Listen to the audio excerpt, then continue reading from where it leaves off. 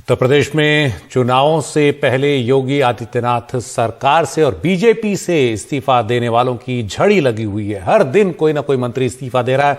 आज धर्म सिंह सैनी ने मंत्री पद से अपना इस्तीफा राज्यपाल को सौंप दिया। योगी सरकार से इस्तीफा देने वाले वो तीसरे मंत्री हैं, लगातार तीसरे दिन। 2016 में स्वामी प्रसाद मौर्य के साथ वो बीजेपी में आए थे। सहारनपुर की नकुड़ सीट से विधायक हैं, यानी पश्चिमी उत्तर प्रदेश में बीजेपी को ये झटका लगा है। शिकोहाबाद से विधायक मुकेश वर्मा ने भी आज इस्तीफा दे दिया। वो भी स्वामी प्रसाद मौर्य के समर्थक हैं। मंत्री और विधायक अगर कुल गिन लिए जाएं तो अब तक 8 हो चुके हैं। 8 विधायक, जिनमें कि 3 मंत्री शामिल हैं, अपना इस्तीफा दे चुके हैं। हमारे सहयोगी सौरभ शुक्ला ने धर्म सिंह सैनी से इस्तीफे के बाद बात की और धर्म सिंह सैनी ने कहा कि वो दरअसल सही समय का इंतजार कर रहे थे। कल ही धर्म सिंह सैनी ने कहा था वो बीजेपी में नहीं जा रहे हैं, लेकिन आज उनका इस्तीफा आ गया। तो इसी सवाल पर उन्होंने कहा कि वो सही समय के इंतजार में थे।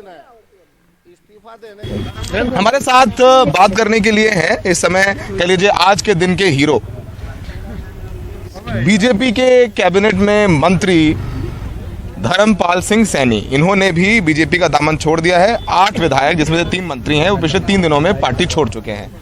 धर्म सिंह सैनी साहब, आप क्या वजह रही, क्या नाराजगी रही कि आपने योगी सरकार छोड़ दी है? मुझे पता है कि कल आपको मनाने की भी कोशिश हुई, दिल्ली से भी फोन आया था योगी जी का आपको। क्या रही वजह, इतनी नाराजगी क्यों है? देखिए, ये 1.5 वर्ष पहले तय हो चुका था कि हम सब लोग रिजाइन देंगे।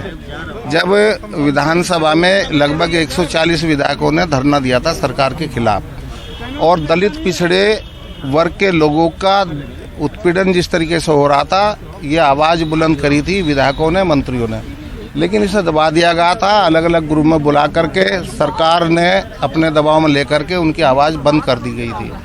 उसी दिन से सबने तय कर लिया था कि सही समय आने पर हम जो है इसका जवाब देंगे और इसी का सिलसिला आज शुरू है कि रोज एक मंत्री इस्तीफा दे रहा है। ये 20 तारीख तक इसी तरह चलता रहे। सर, परसों आपका एक वीडियो आया था कि मैं इस्तीफा नहीं दे रहा हूं। जब स्वामी प्रसाद मौर्य गए, फिर उस इस्तीफे के बाद आपका नाम चर्चा में था। फिर इस्तीफे आपने बोल दिया मैं नहीं जा रहा हूं बीजेपी में, तो बीजेपी भी आश्वस्त हो गई। तो क्या आपने बीजेपी को चकमा देने के लिए वो वीडियो जारी किया था या फिर उस समय तक आप नहीं जा रहे थे? नहीं, उस समय तक मौर्य जी ने मुझे कहा नहीं था। जब आदेश हुआ हमने वो क्या पार्टी छोड़ दी। जब आदेश, यानी स्वामी प्रसाद मौर्य। अच्छा, अखिलेश जी ने आपकी मुलाकात हुई अखिलेश जी से, क्या बात की अखिलेश जी ने आपसे? अखिलेश जी ने मुझे बुलाया था मैसेंजर भेज करके कि आप अगर उचित समझे तो हमारे साथ आ जाएं और हम आपको भरपूर सम्मान देंगे और पिछड़ों दलितों का पूरे तरीके से जो आप कहेंगे उसका पूरे तरीके से पालन करेंगे।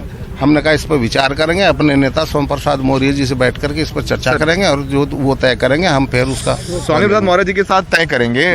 सर, स्वामी प्रसाद मौर्य जी कल 11 बजे बताएंगे जी। अब एक समस्या ये भी दिखाई देती है कि इमरान मसूद, और आप पहले तो दोस्त थे, उसके बाद फिर आपने इमरान मसूद जी को 2 बार हराया है। अब वो भी समाजवादी पार्टी में आ गए, उनको भी अखिलेश जी ने बुलाया था मिलने के लिए, और आप भी समाजवादी पार्टी में आ गए हैं। तो अब ये जो राजनीतिक दुश्मनी है, हम अभी समाजवादी में नहीं आए हैं। ये तय हम रात को बैठ करके करेंगे, हमारी कोर कमेटी तय करेगी। तो अगर आ गए तो इमरान मसूद जी के साथ तो दोनों दोस्त हो जाएंगे। क्या दोस्त हो जाए? सर ये बताइए, सर ये कह रहे हैं लोग कि आपका टिकट कटने वाला था इसलिए आपने इस्तीफा दे दिया। कह रहे हैं कि टिकट कटने वाला था। सर कह रहे हैं आपका टिकट कटने वाला था इसलिए आपने इस्तीफा दिया।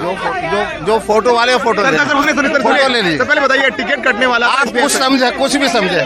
तो ये धर्म सिंह सैनी है, जिनका कहना है कि वो 1.5 साल पहले तय कर चुके थे कि उन्हें जाना है, सम्मान नहीं दिया गया, अधिकारियों ने जन नेताओं की सुनी नहीं, यही वजह है कि उन्होंने पार्टी छोड़ दी है। आज स्वामी प्रसाद मौर्य के साथ जाएंगे और उम्मीद है कि स्वामी प्रसाद मौर्य कल समाजवादी पार्टी का दामन थामेंगे। तो ये तीनों मंत्री, दारा सिंह, स्वामी प्रसाद और धर्म सिंह सैनी भी सपा की साइकिल में सवार हो जाएंगे। सहयोगी बिलाल के साथ लखनऊ में सौरभ शुक्ला, एनडीटीवी इंडिया। और समाजवादी पार्टी के अध्यक्ष अखिलेश यादव ने ट्वीट करके कहा कि सामाजिक न्याय के एक और योद्धा डॉक्टर धर्म सिंह सैनी जी के आने से सबका मेल मिलाप, मिलन कराने वाली हमारी सकारात्मक और प्रगतिशील राजनीति को और भी उत्साह व बल मिला है। सपा में उनका ससम्मान हार्दिक स्वागत एवं अभिनंदन। 22 में समावेशी सौहार्द की जीत निश्चित है। तो अखिलेश यादव ने ये तस्वीर भी लगाई है जितने भी मंत्री विधायक छोड़ रहे हैं उन सब के साथ अखिलेश की तस्वीर इसी कमरे में नजर आ रही है। हमारे साथ हमारे सहयोगी सौरभ शुक्ला हैं। सौरभ, ये जो सिलसिला है योगी सरकार से इस्तीफों का, बीजेपी से विधायकों के इस्तीफे का, कितने दिन और चलेगा? क्या इसलिए भी ये इस्तीफे हो रहे हैं कि इन सब के टिकट कटने की बारी आ रही थी, और अब बीजेपी क्या रणनीति बना सकती है सबको देखते हुए? देखिए सुशील, ये तो नहीं कह सकते कि इन सबके टिकट कटने वाले थे। इसमें कुछ ऐसे लोग हैं जो बहुत मजबूत जन आधार वाले नेता हैं, जैसे कि धर्म सिंह सैनी जिन्होंने छोड़ा है, जिनसे अभी हम बात कर रहे थे। इन्हें कल रात तक बीजेपी की तरफ से मनाया गया। कल खुद मुख्यमंत्री योगी आदित्यनाथ ने धर्म सिंह सैनी को फ़ोन किया था। इसके बाद इन्होंने अपना फ़ोन बंद कर लिया और सुबह अपने सुरक्षा और सरकारी गाड़ी वगैरह सब वापस कर दी। तो ऐसा नहीं है कि इनमें से सबका टिकट कटने वाला था। जैसे कि डॉक्टर मुकेश वर्मा जिन्होंने आज छोड़ी है, शिकोहाबाद से विधायक हैं, कुर्मी जाति से आते हैं, इनकी भी मान मनोबल की कोशिश की गई बीजेपी की तरफ से, लेकिन ये लोग इन्होंने छोड़ दिया। तो जितने भी विधायक आए हैं, जैसे कि ये 4 बार के विधायक हैं धर्म सिंह सैनी, इसमें जैसे कि कल दारा सिंह चौहान आए, 2 बार लोकसभा 1 बार राज्यसभा विधायक, स्वामी प्रसाद मौर्य 5 बार के विधायक। ये तमाम वो लोग हैं जो जनाधार वाले नेता हैं। इनसे आप मिलेंगे भी ना सुशील, तो आपको ऐसा लगेगा नहीं कि मंत्री हैं या विधायक हैं या सांसद हैं, क्योंकि ये अपने लोगों के बीच रहते हैं, गांव में रहते हैं, जाते हैं, लोगों के साथ बैठ करके बात करते हैं, थाना चौकी करते हैं। और इनकी सबसे ज़्यादा नाराज़गी बीजेपी से तो कम है, नाराज़गी योगी आदित्यनाथ जो कि बीजेपी के मुख्यमंत्री हैं उनसे ज़्यादा। इनका कहना है कि योगी जी का जो रवैया है वो अथॉरिटेरियन है, यानी थोड़ा सा वो सुनते नहीं हैं, और जनप्रतिनिधि जो विधायक सांसद मंत्री हैं उनकी सुनवाई नहीं है, अधिकारी नहीं सुनते। तो ऐसे में पार्टी में रहने का कोई फ़ायदा नहीं है। बीजेपी जाहिर सी बात है कि इन सब चीज़ों को लेकर के थोड़ा परेशानी में ज़रूर है, क्योंकि जो सोशल इंजीनियरिंग बीजेपी ने की थी 2017 में, ओपी राजभर को लेकर के आए थे, जो राजभर जाति के वोट हैं, धर्म सिंह सैनी को लेकर आए थे। लगभग 4.5% सैनी वोट हैं जो ओबीसी वोट है। पश्चिमी उत्तर प्रदेश में ठीक ठाक इनकी संख्या है, तो ये नुकसान होगा। दारा सिंह चौहान आए हैं, दुनिया राजपूत 2.5% वोट बैंक। तो ये छोटी छोटी जातियां हैं जो कि 1-2-3% वोट शेयर है इनका, लेकिन जब ये साथ में हो जाती हैं तो बहुत बड़ा नुकसान होता है। बीजेपी नॉन यादव पिछड़े वोटों को लेकर के साथ चली थी, जिनसे 2017 में उनकी सरकार बनी थी, सोशल इंजीनियरिंग की थी। राजभर भी आए, दारा सिंह चौहान भी आए, निषाद भी आए, अनुप्रिया पटेल भी आई, ये सब लोग आए, और वही अब सोशल इंजीनियरिंग कर रहे हैं अखिलेश यादव।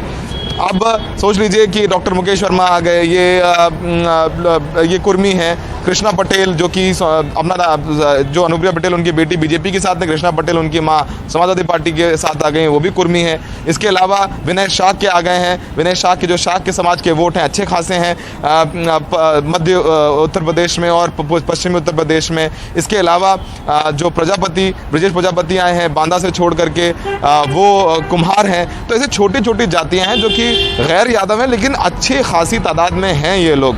और जो अभी बज रहा है 5:10 सुशील, अगले 1 घंटे में हो सकता है कि हमें एक और इस्तीफे की खबर सामने आए। तो सोशल इंजीनियरिंग अखिलेश ने भी की है। पूर्वी उत्तर प्रदेश से बड़े ब्राह्मण नेता जोड़े हैं, हरिशंकर तिवारी, उनके बेटे विनय शंकर तिवारी, उनकी ठीक ठाक पकड़ है ज़मीन पर। उसके अलावा थोड़ा इधर आए सिद्धार्थनगर, इधर रितेश पांडे जो कि मौजूदा सांसद हैं, उनके पिता राकेश पांडे वो आए हैं साथ में। तो ऐसे तमाम लोग हैं जो अखिलेश ने जोड़े हैं, जो कि यादव नहीं है, मुस्लिम नहीं है, लेकिन वो पिछड़ी जाति से आते हैं या कुछ सवर्ण भी हैं। तो वो सोशल इंजीनियरिंग जो बीजेपी ने 2017 में की, जिसकी शुरुआत मुलायम सिंह ने की थी, मायावती भी सत्ता में आई तो सिर्फ दलित और ब्राह्मणों के दम पे नहीं, उनको भी उस समय स्वामी प्रसाद मौर्य थे, बाबू सिंह कुशवाहा थे, इन सब लोगों को साथ लेकर के आगे आए। तो वही सोशल इंजीनियरिंग अब अखिलेश भी कर रहे हैं। तो बीजेपी ने जो उस समय जो कड़वी दवाई पिलाई थी अखिलेश को और मायावती को, इन सब लोगों को तोड़ लिया था, अब वही कड़वी दवाई अखिलेश यादव बीजेपी को पिला रहे हैं। यही कहानी है सुशील। सौरभ, ये जो एक एक कर विकेट गिर रहे हैं बीजेपी की, क्या बीजेपी को इस बात का अंदाजा नहीं था कि चुनावों से ठीक पहले इस तरह की स्थिति आ सकती है? और विधायक चाहे जितने मजबूत या कमजोर हों, लेकिन एक बड़ा मैसेज ये जाएगा कि ओबीसी बीजेपी का साथ छोड़ रहा है। क्या बीजेपी को इसका अंदाजा नहीं था, जो अपने आप को बिल्कुल जमीन से जुड़ा हुआ मानती है? देखिए, बिल्कुल अंदाजा था। जब कोरोना की दूसरी लहर खत्म हुई तो बहुत नाराजगी थी बीजेपी सरकार से। योगी जी ने खुद हर प्रदेश, हर शहर में जाकर के दौरे किए और बाकायदा BL संतोष जो संगठन मंत्री हैं बीजेपी के, वो आए थे और इन सब विधायकों ने, 150 से ज़्यादा विधायकों ने योगी जी के खिलाफ बोला था कि इनको मुख्यमंत्री पद से हटाया जाए। तो ऐसा नहीं है कि जो दारा सिंह कह रहे हैं या ये स्वामी प्रसाद मौर्य कह रहे हैं कि हमने समय समय पर अपनी नाराज़गी जताई थी। बिल्कुल सही जताई थी। अमित शाह से भी बोला, BL संतोष से बोला, जहाँ बोल सकते थे उन्होंने बोला, क्योंकि जब वो पार्टी में आए थे तो योगी आदित्यनाथ पार्टी का प्रतिनिधित्व नहीं कर रहे थे। उस समय वो मुख्यमंत्री नहीं थे, उस समय वो आए थे केशव मौर्य के प्रतिनिधित्व में। उस समय प्रदेश अध्यक्ष वो थे और राष्ट्रीय अध्यक्ष थे अमित शाह। तो अमित शाह से बात करके वो आए थे। जब उनको तवज्जो नहीं मिली तो उन्होंने निर्णय लिया है। और सब देखिए, चुनाव का वक्त है। कल बीजेपी से भी एक विधायक हैं, वो चले गए। उनके जो डिक्लेयर्ड विधायक थे आगरा दक्षिण से धर्म सिंह, वो भी चले गए। तो ऐसा नहीं कि बीजेपी समाजवादी पार्टी के भी लोग भी जा रहे हैं, लेकिन ज़्यादा झटका बीजेपी का है, क्योंकि ये सोशल इंजीनियरिंग वाले लोग हैं। और हमें जो खबर मिल रही है, कल एक और मंत्री हैं, वो भी इस्तीफा दे सकते हैं। और वो ये सब लोग वो लोग हैं जो कि 3-3, 4-4 बार के विधायक हैं। जैसे कि एक भगवती सागर हैं, उन्होंने पार्टी छोड़ी है, वो भी 4 बार के विधायक हैं। बिल्हौर सीट जो कानपुर की है, जहाँ से कभी बीजेपी नहीं जीती थी, वहाँ से वो बीजेपी को जिता के लाए थे। 1,02,000 वोट मिला। तो सोचिए, 4 बार का विधायक है, कोई 3 बार का, कोई 2 बार का। 3 बार के सांसद खुद दारा सिंह चौहान है। तो ऐसे में जब जो लोग जाते हैं तो नुकसान तो बीजेपी को हो ही रहा है। और बीजेपी अच्छे से समझती है। यही वजह है कि अमित शाह खुद दिल्ली में 2 दिन से कमान संभाले हुए हैं, खुद फ़ोन कर रहे हैं, करवा रहे हैं। और देर रात तक, 1 बजे तक मीटिंग की उन्होंने। रात में अनुप्रिया पटेल और संजय निषाद को बुलाकर बातचीत की है। योगी आदित्यनाथ ने खुद धर्म सिंह सैनी को फ़ोन किया था कल। तो वो वहाँ से भी कोशिश हो रही थी, भले ही सामने आके कोई कुछ ही बोले। यही वजह है कि आप देखेंगे स्वामी प्रसाद मौर्य के खिलाफ किसी बड़े बीजेपी के नेता ने आकर के बयान नहीं दिया है, क्योंकि वो जानते हैं कि स्वामी प्रसाद मौर्य को बुरा बोलने का मतलब है कि उनके वोट बैंक को खिसका देना। तो ये स्ट्रैटेजी बीजेपी कर रही है। मान मनोबल की कोशिशें जारी हैं। हो सकता है कि इसमें से एक आध लोग अगर टिकट नहीं मिलता है तो आ जाए, लेकिन फिलहाल कल 11 बजे स्वामी प्रसाद मौर्य ऐलान करेंगे। और सारे मंत्री विधायक जो जा रहे हैं वो स्वामी प्रसाद मौर्य के साथ में, ऐसा लग रहा है। और लगभग तय समझिए कि इस अखिलेश यादव के साथ जाएंगे। लेकिन बीजेपी के जो सोशल इंजीनियरिंग थी, गैर यादव OBC वोट, वो उसमें सेंधमारी हो गई है। और कई और बड़े नाम हैं जो कतार में खड़े हैं, उनको मनाने की कोशिश हो रही है। अमित शाह ने खुद 2 लोगों से बात कर रहे हैं, इनको रोकने की कोशिश हो रही है। लेकिन देखते हैं कि 2 मंत्री और रोक पाते हैं, नहीं रोक पाते हैं। और बीजेपी अपनी कोशिशें जारी रखी हुई है। और अंत तक बीजेपी, हम जानते हैं बीजेपी का चरित्र यही है कि वो पूरी 100% देते हैं, चाहे वो ज़मीन की बात हो, चाहे वो बैकरूम पॉलिटिक्स की बात हो। तो वहाँ से कोशिशें जारी है। लेकिन हाँ, जो सोशल इंजीनियरिंग अमित शाह और केशव मौर्य ने की थी 2017 में, वो सोशल इंजीनियरिंग उत्तर प्रदेश में थोड़ा सा खराब हो रही है। जी सौरभ, और अगले 1 घंटे में आपने एक संकेत दिया है कि फिर कोई और विकेट भी गिर सकता है। तो देखते हैं कौन होंगे वो नेता। वैसे योगी सरकार से इस्तीफा देने वाले स्वामी प्रसाद मौर्य ने बीजेपी पर अपने हमले अब तेज कर दिए हैं। स्वामी प्रसाद मौर्य ने आज एक ट्वीट किया, कहा कि नाग रूपी RSS और सांप रूपी भाजपा को स्वामी रूपी नेवला यूपी से खत्म करके ही दम लेगा। बाद में पत्रकारों से बात करते हुए स्वामी प्रसाद मौर्य ने अपने इस ट्वीट पर विस्तार से बयान दिया।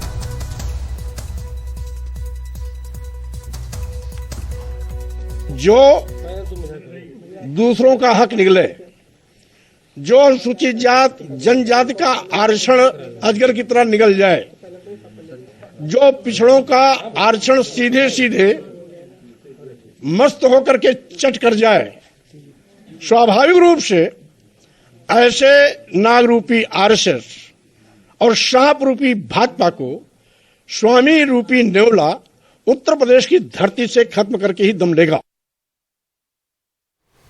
और स्वामी प्रसाद मौर्य ने NDTV से कहा कि जो इस्तीफे चल रहे हैं वो अब जारी रहेंगे। उनसे बात की हमारे सहयोगी कमाल खान ने। स्वामी प्रसाद मौर्य जी हमारे साथ हैं। सर, कितने लोग अब तक आपके साथ आ गए हैं और कल तक कितने लोग आ जाएंगे? जो भी आ रहे हैं, इलेक्ट्रॉनिक और प्रिंट दोनों मीडिया में उनके सबके इस्तीफे जा रहे हैं। साथ ही साथ इस्तीफे का क्रम लगातार जारी रहेगा।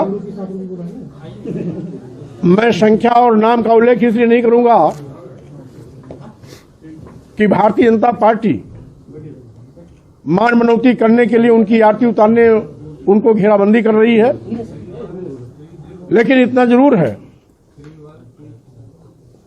मैं ऐसा बैटिंग करूंगा कि भारतीय जनता पार्टी के बड़े बड़े दिग्गज सबको जीरो पे आउट करके उनको उत्तर प्रदेश से बाहर करने का काम करूंगा। जो बड़ा बड़ा सपना देखते हैं कि आज भारतीय जनता पार्टी का कोई जवाब नहीं, तो भारतीय जनता पार्टी का जवाब तो एक ही, स्वामी प्रसाद मौर्य काफी है।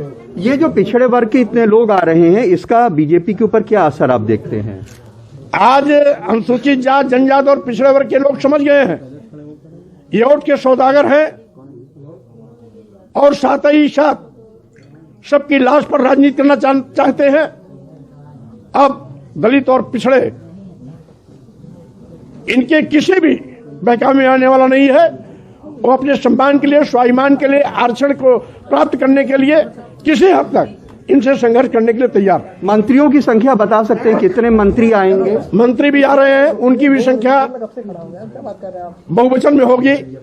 और साथ ही साथ मैं केवल इतना ही कहना चाहता हूं, विधायकों के भी आने का सिलसिला जारी रहेगा, मंत्रियों के भी आने का सिलसिला जारी रहेगा। वो कह रहे हैं जिनका टिकट कट रहा है सिर्फ वही आ रहे हैं। अभी तो टिकट इनका बढ़ता ही नहीं, टिकट तो पर्चा दाखिला के दिन तक भारतीय जनता पार्टी का बढ़ता है जी। इसलिए अब खिसियानी बिल्ली खंबा नोचे, जब इनके हाथ, इनके पाले से गेंद निकल गई तो स्वाभाविक रूप से अब दिवालियेपन में अपनी मानसिक संतुलन खो चुके हैं और अनाप शनाप बयानबाजी कर रहे हैं। बहुत शुक्रिया। तो स्वामी प्रसाद मौर्य जी का कहना है कि बहुत सारे लोग आ चुके हैं, बहुत सारे लोग आएंगे, लेकिन वो उनका नाम और संख्या नहीं बताएंगे क्योंकि बीजेपी मैनेजमेंट में लग जाएगी। लखनऊ में कैमरामैन राजेश गुप्ता के साथ कमाल खान, एनडीटीवी इंडिया। तो अपने ओबीसी वोट बैंक में सेंध लगता देख अब बीजेपी ने अपने दूसरे ओबीसी नेताओं को खड़ा कर दिया है। मुकाबले के लिए बीजेपी की सहयोगी निषाद पार्टी के नेता संजय निषाद ने स्वामी प्रसाद मौर्य पर निशाना साधा और कहा कि 5 साल सत्ता भोगने के बाद अब बीजेपी और सिस्टम उनके लिए खराब हो गया। देखिए, चुनाव आयोग जब आचार संहिता लगा देता तो न कोई मंत्री रह जाता न कोई विधायक रह जाता।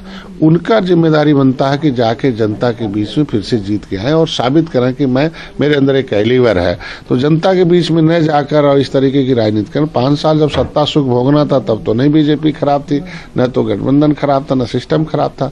जब सत्ता का खत्म हो गया, जब आप जनता के बीच में जाके हमें जनता के फिर से समर्थन लेना है तो आप किसी पर मर रहे हो, तो इसके मतलब आपके पास कुछ नहीं है। किसी के दूसरे के सहारे आप चलने वाले, और दूसरे के सहारे चलने वाले को जनता नेता नहीं मानती। तो लखनऊ में बीजेपी के विकेट गिर रहे हैं, तो दिल्ली में किस तरह की बैटिंग की तैयारी है? यूपी के उम्मीदवारों पर बीजेपी चुनाव समिति में आज हो रहा है मंथन। ब्रेक के बाद करेंगे इस पर खास बात।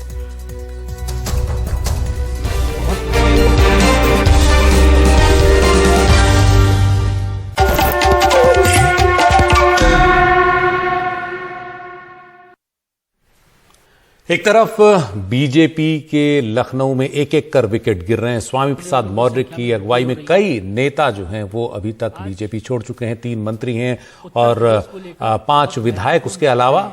इस सबके बीच दिल्ली में बीजेपी मुख्यालय में चुनाव समिति की बैठक चल रही है और उस बैठक में प्रधानमंत्री भी वर्चुअल तरीके से आज शामिल हुए।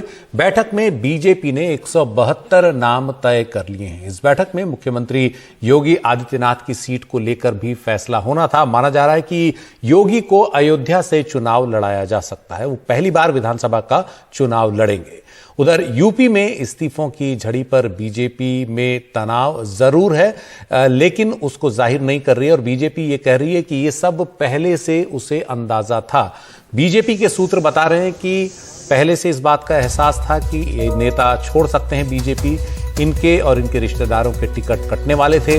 ये भी पहले से तय था कि बहुत सारे टिकट कटेंगे। अब शायद कुछ के टिकट बच जाएं क्योंकि कई नेता छोड़ रहे हैं पार्टी, तो उनकी जगहों पर दूसरे नेता जो हैं उनको टिकट मिलेगा और कुछ का टिकट हो सकता है अब न कटे हालात को संभालने के लिए।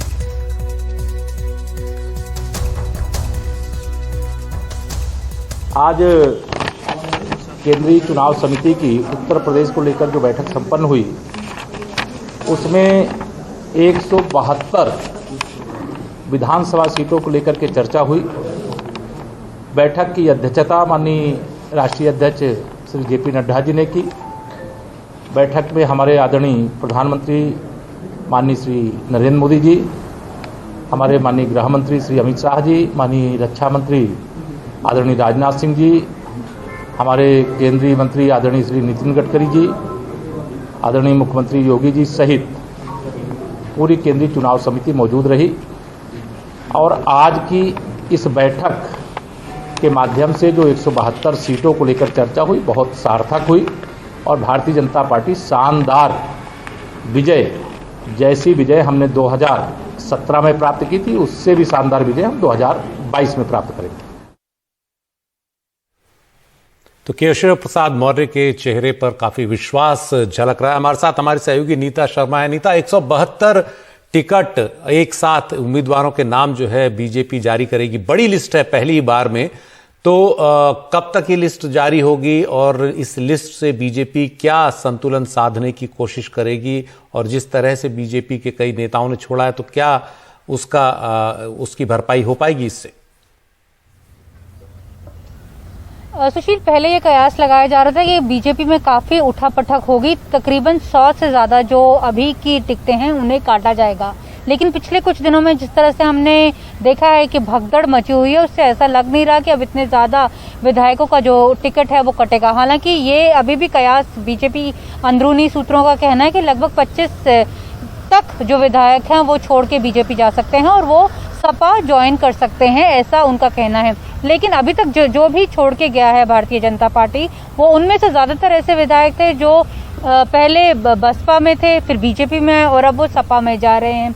जैसे कि आप कह रहे थे कि अपने नजदीकियों के लिए वो टिकट चाहते थे, लेकिन बीजेपी का ये रूल है, एक परिवार में एक ही टिकट दे सकते हैं, ज्यादा से ज्यादा 2 टिकट दे सकते हैं, इससे ज्यादा नहीं दे सकते, जिसके चलते कई विधायक जो हैं वो नाराज होकर चले गए। दूसरी नाराजगी कई विधायकों की ऐसी भी है जिनका ये कहना है कि योगी आदित्यनाथ की सरकार में उनकी कोई सुनवाई नहीं है, क्योंकि ये बार बार आरोप लग रहा है कि पिछड़ों की सुनवाई जो है वो वहां पर नहीं हो रही है। हालांकि ये बोला जा रहा है कि योगी आदित्यनाथ खुद कमांड सेंटर है, खुद अपना जो पूरा सरकार खुद चलाते हैं, नीचे थाने तक उनके अगर कोई भी संतरी जो है उन तक उनको फोन कर सकता है, किसी और विधायक की ज्यादा वहां पर चलती नहीं है। इसे लेकर भी काफी रोष है वहां के विधायकों में।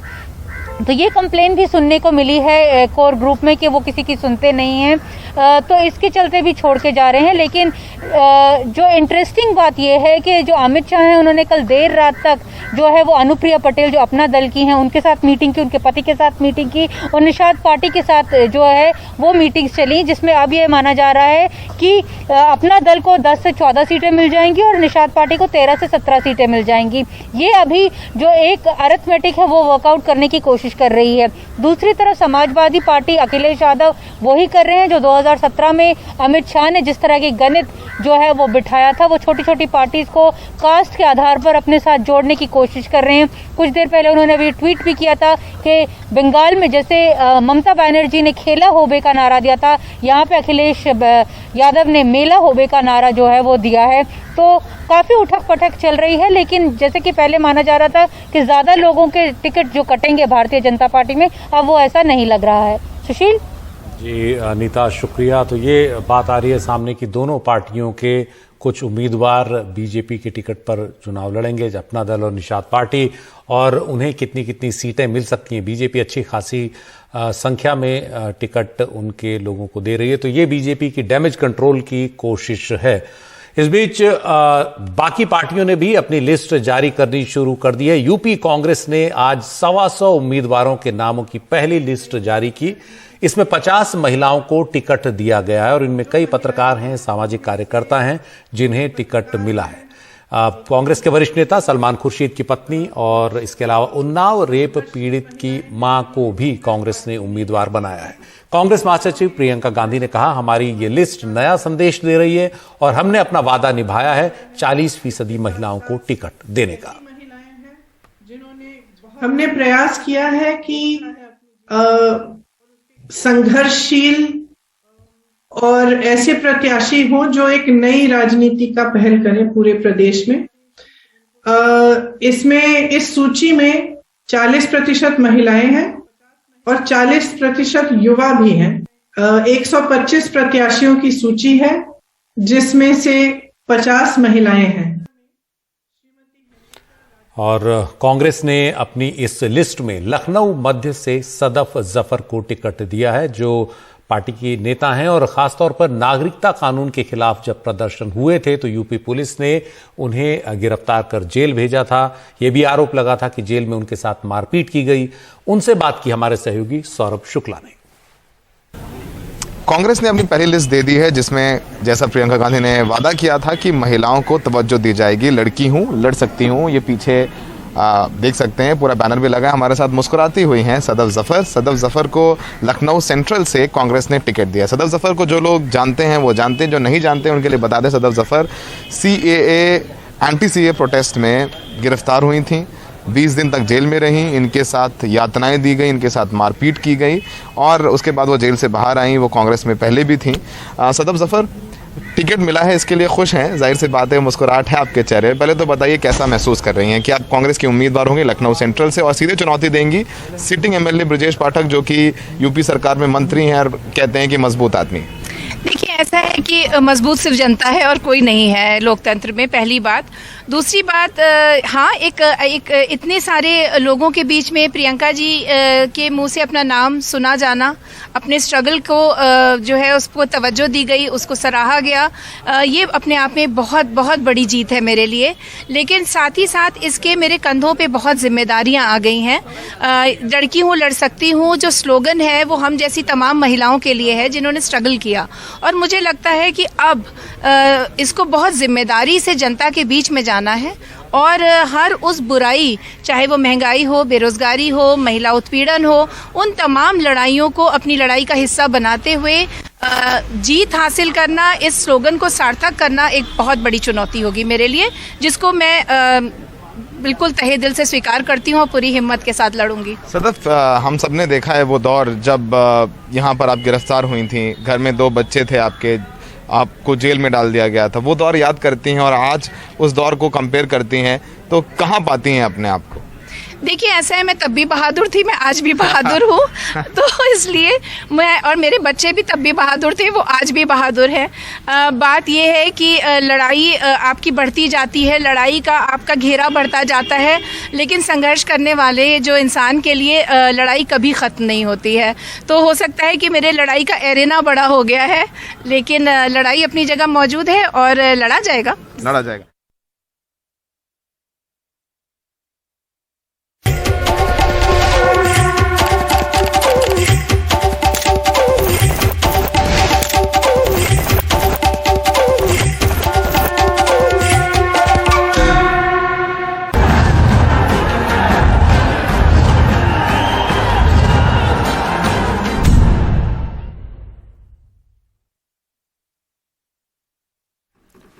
जिन 5 राज्यों में विधानसभा चुनाव होने हैं उनमें सबसे ज्यादा आम आदमी पार्टी का जोर पंजाब पर है, जहां उन्हें लगता है कि इस बार सत्ता उन्हें मिल जाएगी। और इस सब के चलते दिल्ली के मुख्यमंत्री और आम आदमी पार्टी के संयोजक अरविंद केजरीवाल अपने मिशन पंजाब में जुटे हैं। मोहाली में एक प्रेस कॉन्फ्रेंस आज उन्होंने की और ऐलान किया कि आम आदमी पार्टी मुख्यमंत्री पद के उम्मीदवार का नाम तय करने के लिए जनता से राय लेगी। इसके लिए 17 जनवरी की शाम 5 बजे तक जनता से फीडबैक लिया जाएगा, राय ली जाएगी। इसके लिए एक फोन नंबर पार्टी ने जारी किया, यह है 70748700748 707-487-0748 और कहा कि इस पर कॉल या मैसेज कर लोग अपना मनपसंद चेहरा मुख्यमंत्री के उम्मीदवार के लिए बता सकते हैं। इसके अलावा केजरीवाल ने यह भी कहा कि जब पंजाब में आम आदमी पार्टी की सरकार बनेगी तो प्रधानमंत्री भी सुरक्षित होंगे, पंजाब के 3 करोड़ लोग भी सुरक्षित होंगे।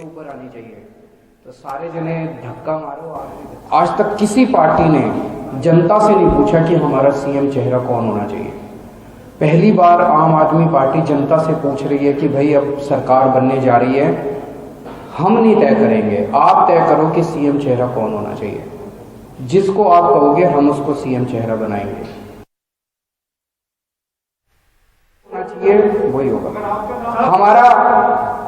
नहीं, अरविंद केजरीवाल नहीं, अरविंद केजरीवाल टक्कर में नहीं है।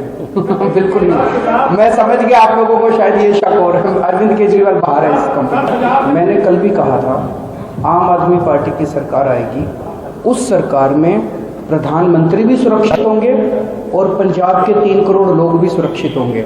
आज प्रधानमंत्री भी असुरक्षित हैं और पंजाब के 3 करोड़ लोग भी असुरक्षित हैं।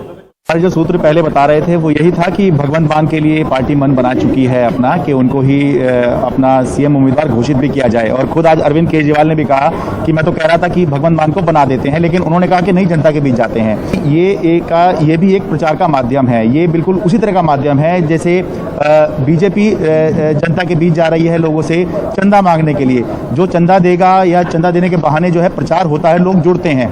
ठीक इसी तरह से जब वो रायशुमारी करवा रहे हैं मुख्यमंत्री उम्मीदवार के लिए, तो उसके माध्यम से भी एक तो पार्टी का प्रचार होगा और दूसरा लोग जो हैं वो पार्टी के साथ जुड़ेंगे। अरविंद केजरीवाल या आम आदमी पार्टी जानती है कि इस समय पंजाब के अंदर आम आदमी पार्टी का सबसे पॉपुलर लीडर कोई है तो वो भगवंत मान है। और इसकी झलक कल दिखाई दी जब खरड़ में जब Arvind Kejriwal door to door campaign कर रहे थे, तो अरविंद केजरीवाल एक वृद्ध महिला से कहते हैं कि मैं अरविंद केजरीवाल हूं, तो महिला कहती है अच्छा।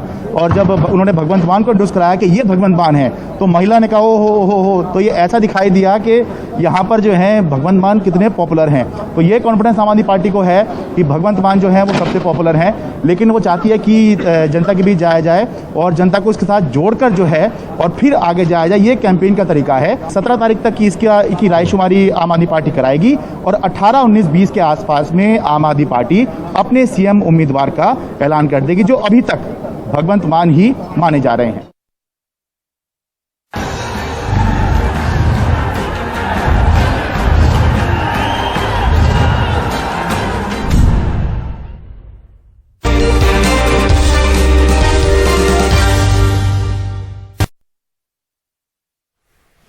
और असम के जलपाईगुड़ी से एक ट्रेन हादसे की खबर आ रही है। गुवाहाटी जा रही बीकानेर एक्सप्रेस ट्रेन पटरी से उतरी है। इसमें कई लोगों के घायल होने की ये खबर है। मौके पर बचाव और राहत का काम शुरू हो चुका है। ये हादसा मैनागुड़ी के पास शाम 5:05 पर हुआ। खबर के मुताबिक स्लीपर कोच पटरी से उतर गई है और कुछ लोग इसमें घायल हुए हैं। आप देख सकते हैं तस्वीरें, इसी घटना से जुड़ी कई डिब्बे पटरी से उतर गए हैं, पलट गए हैं और निश्चित ही काफी लोग इसमें घायल हुए होंगे। अभी शुरुआती जानकारी इस हादसे की मिल रही है, लेकिन राहत और बचाव के लिए काफी वहां पर लोग पहुंच गए और इनमें अधिकतर स्थानीय लोग नजर आ रहे हैं जो लोगों को, यात्रियों को ट्रेन के डिब्बों से बाहर निकाल रहे हैं।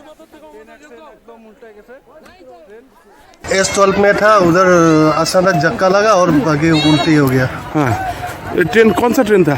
ये गुवाहाटी एक्सप्रेस है। कहाँ से कहाँ जाना था? हमको जाना था ना, न्यू जलपाईगुड़ी से बंगाई को जाना था।